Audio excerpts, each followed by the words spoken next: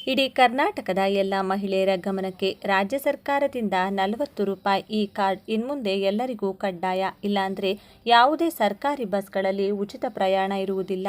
ಈಗಾಗಲೇ ರಾಜ್ಯ ಕಾಂಗ್ರೆಸ್ ಸರ್ಕಾರ ಜಾರಿಗೊಳಿಸಿರುವ ಶಕ್ತಿ ಯೋಜನೆಯ ಅಡಿಯಲ್ಲಿ ರಾಜ್ಯದ ಎಲ್ಲ ಮಹಿಳೆಯರು ಇವತ್ತಿನವರೆಗೂ ಕೇವಲ ಆಧಾರ್ ಕಾರ್ಡ್ ಮಾತ್ರ ತೋರಿಸಿ ಪ್ರಯಾಣಿಸುತ್ತಿದ್ದರು. ಆದರೆ ಇನ್ಮುಂದೆ ಈ ಕಾರ್ಡ್ ತೋರಿಸುವುದು ಕಡ್ಡಾಯವಾಗಿ. ಹಾಗಾಗಿ ರಾಜ್ಯದ ಎಲ್ಲ ಮಹಿಳಾ ಫಲಾನುಭವಿಗಳು ಈ ಕಾರ್ಡ್ ಮಾಡಿಸಿಕೊಳ್ಳುವುದು ಎಲ್ಲರಿಗೂ ಕಡ್ಡಾಯವಾಗಿದೆ.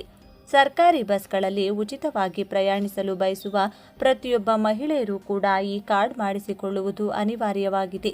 ಒಂದು ವೇಳೆ ಈ ಕಾರ್ಡ್ ಇಲ್ಲ ಅಂದರೆ ಆಧಾರ್ ಕಾರ್ಡ್ ತೋರಿಸಿದ್ರೂ ಕೂಡ ನಿಮಗೆ ಯಾವುದೇ ಸರ್ಕಾರಿ ಬಸ್ಗಳಲ್ಲಿ ಉಚಿತ ಪ್ರಯಾಣಕ್ಕೆ ಅವಕಾಶ ಇರುವುದಿಲ್ಲ.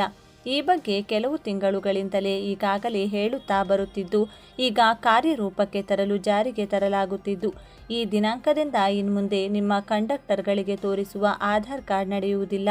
ಈ ಹೊಸ ಕಾರ್ಡ್ ಹಾಗಿದ್ರೆ ಎಲ್ಲಿ ಸಿಗುತ್ತದೆ? 40 ರೂಪಾಯಿ ಯಾರಿಗೆ ಕೊಡಬೇಕು? ಅರ್ಜಿ ಎಲ್ಲಿ ಸಲ್ಲಿಸಬೇಕು?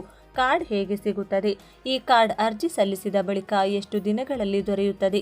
ಹಾಗೂ ಈ ಕಾರ್ಡ್ಗಾಗಿ ಅರ್ಜಿ ಸಲ್ಲಿಸಿರುವ ಅರ್ಜಿ ಪ್ರತಿಯನ್ನ ಹಿಡಿದು ಸರ್ಕಾರಿ ಬಸ್ಗಳಲ್ಲಿ ಉಚಿತವಾಗಿ ಪ್ರಯಾಣಿಸಬಹುದೇ? ಇನ್ನು ಇತರೆ ಎಲ್ಲ ಪ್ರಶ್ನೆಗಳಿಗೆ ಇದೇ ವಿಡಿಯೋದಲ್ಲಿ ಉತ್ತರಿಸಲಾಗಿದ್ದು, ಪ್ರತಿಯೊಬ್ಬ ರಾಜ್ಯದ ಎಲ್ಲ ಮಹಿಳಾ ಫಲಾನುಭವಿಗಳು ತಪ್ಪದೆ ನೋಡಲೇಬೇಕಾದ ಮಾಹಿತಿಯಾಗಿದ್ದು, ಅತ್ಯಂತ ಉಪಯುಕ್ತವಾದ ಸುದ್ದಿ ಇದಾಗಿದ್ದು, ಎಲ್ಲ ಮಹಿಳಾ ಫಲಾನುಭವಿಗಳಿಗೆ ತಲುಪುವವರೆಗೂ ಎಲ್ಲ ವಾಟ್ಸಾಪ್ಗಳಿಗೆ ಶೇರ್ ಮಾಡಿ. ಎಲ್ಲ ಪ್ರಶ್ನೆಗಳಿಗೆ ಸಂಪೂರ್ಣ ಮಾಹಿತಿಯನ್ನು ತಿಳಿದುಕೊಳ್ಳಲು ತಪ್ಪದೆ ವಿಡಿಯೋಗೆ ಲೈಕ್ ಮಾಡಿ ಹಾಗೂ ನಮ್ಮನ್ನು ಸಪೋರ್ಟ್ ಮಾಡಿ. ಜೊತೆಗೆ ವಿಡಿಯೋವನ್ನು ಕೊನೆವರೆಗೂ ನೋಡಿ.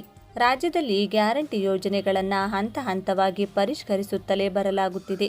ಆರಂಭದಲ್ಲಿ ಗೃಹಲಕ್ಷ್ಮಿ ಯೋಜನೆಗೆ ಕೈ ಹಾಕಿದ ಸರ್ಕಾರ ನಂತರ ಗೃಹಜ್ಯೋತಿ ಕಡೆ ಕಣ್ಣಾಕಿದೆ. ಈಗ ಉಚಿತ ಬಸ್ ಪ್ರಯಾಣದ ವಿಚಾರಕ್ಕೆ ಬಂದಿದೆ. ಇನ್ನೂ ಒಂದು ವಿಷಯ ಏನೆಂದರೆ, ಡಿಕೆಶಿ ಸಿಎಂ ಆದ ಮೇಲೆ ಗ್ಯಾರಂಟಿ ನಿಲ್ಲಿಸಲಾಗುತ್ತದೆ ಅನ್ನೋ ಊಹಾಪೋಹ ಸಹ ಹರಿದಾಡುತ್ತಿದೆ. ಹೌದು, ಕರ್ನಾಟಕ ಸರ್ಕಾರ ಗ್ಯಾರಂಟಿ ಘೋಷಣೆ ಮೇಲೆಯೇ ನಿಂತಿದೆ ಎಂದರೆ ತಪ್ಪಾಗಲಾರದು. ಆದರೆ ಎಲ್ಲರಿಗೂ ಈ ಸೌಲಭ್ಯ ದೊರೆಯುತ್ತದೆ ಎಂದು ಹೇಳಿದ್ದ ಸರ್ಕಾರ ಈಗ ಹಂತ ಹಂತವಾಗಿ ಅರ್ಹರು ಯಾರು ಎಂದು ಹೇಳುತ್ತಾ ಬರುತ್ತಿದೆ. ಇದರ ಬೆನ್ನಲ್ಲೇ ಈಗ ಗೃಹಜ್ಯೋತಿ ಪ್ರಯೋಜನ ಪಡೆಯುವ ಅನರ್ಹರನ್ನು ಗುರುತಿಸಲು ಎಲ್ಲ ತಯಾರಿ ಮಾಡಿಕೊಂಡಿದೆ. ಇದರ ಜೊತೆಗೆಯೇ ಸ್ಮಾರ್ಟ್ ಕಾರ್ಡ್ ಬಗ್ಗೆಯೂ ಚರ್ಚೆ ನಡೆದಿದೆ ಎನ್ನಲಾಗಿದೆ. ಕರ್ನಾಟಕವು ಉಚಿತ ಬಸ್ ಪ್ರಯಾಣಕ್ಕಾಗಿ ಸ್ಮಾರ್ಟ್ ಕಾರ್ಡ್ ಆಧಾರಿತ ವ್ಯವಸ್ಥೆಯೊಂದಿಗೆ ಶಕ್ತಿ ಯೋಜನೆಯನ್ನು ಆಧುನೀಕರಿಸಲು ಸಜ್ಜಾಗಿದೆ. ಇದು ಪ್ರಾಯೋಗಿಕ ಹಂತದ ನಂತರ ಶೀಘ್ರದಲ್ಲೇ ಜಾರಿಗೆ ಬರುವ ನಿರೀಕ್ಷೆ ಇದೆ. ಈ ಪ್ರಕ್ರಿಯೆಯನ್ನು ಹೆಚ್ಚು ಸುಗಮ ಮತ್ತು ತಂತ್ರಜ್ಞಾನ ಚಾಲಿತವಾಗಿಸುವ ಗುರಿಯನ್ನು ಹೊಂದಿದೆ. ಕರ್ನಾಟಕ ಸರ್ಕಾರವು ಶಕ್ತಿ ಯೋಜನೆಯ ಅಡಿಯಲ್ಲಿ ಸ್ಮಾರ್ಟ್ ಕಾರ್ಡ್ ವ್ಯವಸ್ಥೆಯನ್ನು ಪರಿಚಯಿಸಲು ಸಿದ್ಧತೆ ನಡೆಸುತ್ತಿದ್ದು, ಇದು ರಾಜ್ಯಾದ್ಯಂತ ಮಹಿಳೆಯರಿಗೆ ಉಚಿತ ಬಸ್ ಪ್ರಯಾಣವನ್ನು ಒದಗಿಸುತ್ತದೆ.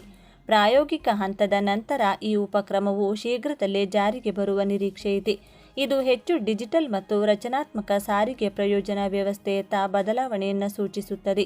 ಪ್ರಯಾಣ ಪರಿಶೀಲನೆಯನ್ನು ಸರಳಗೊಳಿಸುವುದು, ಹಸ್ತಚಾಲಿತ ಅವಲಂಬನೆಯನ್ನು ಕಡಿಮೆ ಮಾಡುವುದು ಮತ್ತು ಸಾರ್ವಜನಿಕ ಸಾರಿಗೆ ಸೇವೆಗಳನ್ನು ಬಳಸುವ ಫಲಾನುಭವಿಗಳಿಗೆ ಯೋಜನೆಯನ್ನು ಹೆಚ್ಚು ಪರಿಣಾಮಕಾರಿಯಾಗಿ ಮಾಡುವುದು ಈ ಕ್ರಮದ ಉದ್ದೇಶವಾಗಿದೆ. ಸ್ಮಾರ್ಟ್ ಕಾರ್ಡ್ಗಳ ಪರಿಚಯವನ್ನು ಈಗಾಗಲೇ ಕ್ಯಾಬಿನೆಟ್ ಮಟ್ಟದಲ್ಲಿ ಅನುಮೋದಿಸಲಾಗಿದೆ. ಅರ್ಹ ಮಹಿಳೆಯರಿಗೆ ಕಾರ್ಡ್ಗಳನ್ನು ಉಚಿತವಾಗಿ ನೀಡಲಾಗುವುದು ಎಂದು ಅಧಿಕಾರಿಗಳು ಸ್ಪಷ್ಟಪಡಿಸಿದ್ದಾರೆ. ಆದಾಗ್ಯೂ ಪೂರ್ಣ ಪ್ರಮಾಣದ ಅನುಷ್ಠಾನಕ್ಕೆ ಮುನ್ನ ವ್ಯವಸ್ಥೆಯ ಕಾರ್ಯಕ್ಷಮತೆಯನ್ನು ಪರೀಕ್ಷಿಸಲು ಮತ್ತು ಯಾವುದೇ ಕಾರ್ಯಾಚರಣೆಯ ಸಮಸ್ಯೆಗಳನ್ನು ಪರಿಹರಿಸಲು ಮೊದಲು ಪ್ರಾಯೋಗಿಕ ಚಾಲನೆಗೆ ಒಳಗಾಗುತ್ತದೆ ಎಂದು ತಿಳಿದುಬಂದಿದೆ.